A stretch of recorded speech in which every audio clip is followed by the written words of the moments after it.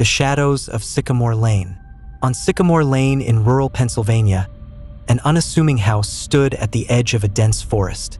Locals whispered about it being cursed, but no one had solid proof, just eerie tales of disappearances and strange happenings. Mark, a skeptical journalist, decided to investigate. He arrived at the house one crisp October evening, armed with a flashlight, a camera, and a healthy dose of skepticism. The house had been abandoned for years, and the air around it carried an unnatural chill. Despite its derelict appearance, the front door creaked open easily, as if inviting him inside. The first room was filled with dust-covered furniture, but what caught Mark's attention were the deep claw marks etched into the walls. He snapped a photo and moved deeper into the house. In the kitchen, he found a rusty knife lying on the counter. It looked old, but the blade gleamed as though freshly cleaned. He dismissed it as a prop left behind by vandals. Suddenly, a faint tapping sound echoed from upstairs. Mark froze, heart racing. Gathering his courage, he climbed the stairs, each creak of the wood amplifying his anxiety. At the top, he found a child's bedroom. The walls were adorned with faded drawings of stick figures and trees, but one image stood out: a family of 4, except the faces were scratched out. As Mark examined the drawings, he heard faint whispers. They seemed to be coming from the closet. He approached cautiously and flung the door open. Inside was a small, dusty box.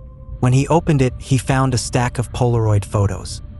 Each photo depicted people standing in front of the house: happy families, young couples, even lone travelers. But in every photo, there was a shadowy figure lurking in the background. Mark's blood ran cold as he flipped through the photos. The last one showed a man who looked eerily like him, standing on the porch of the house. Behind him, the shadowy figure loomed closer, almost touching his shoulder. The sound of footsteps behind him snapped him back to reality. He spun around, but the hallway was empty. Heart pounding, he bolted for the front door. As he reached the living room, he saw movement in the corner of his eye. A tall, shadowy figure stood in the corner, featureless yet menacing. Mark stumbled backward, tripping over the rug. The figure advanced slowly, its presence suffocating. Just as it reached him, Mark screamed and blacked out. Mark awoke in a hospital room. A nurse explained that he had been found unconscious on Sycamore Lane by a passing driver.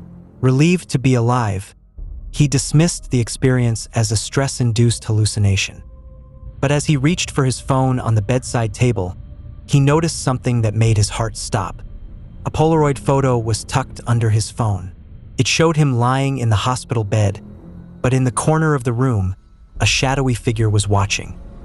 The nurse walked in and gasped. "Where did you get that photo?" she asked, her voice trembling. This looks just like the ones from the missing people on Sycamore Lane."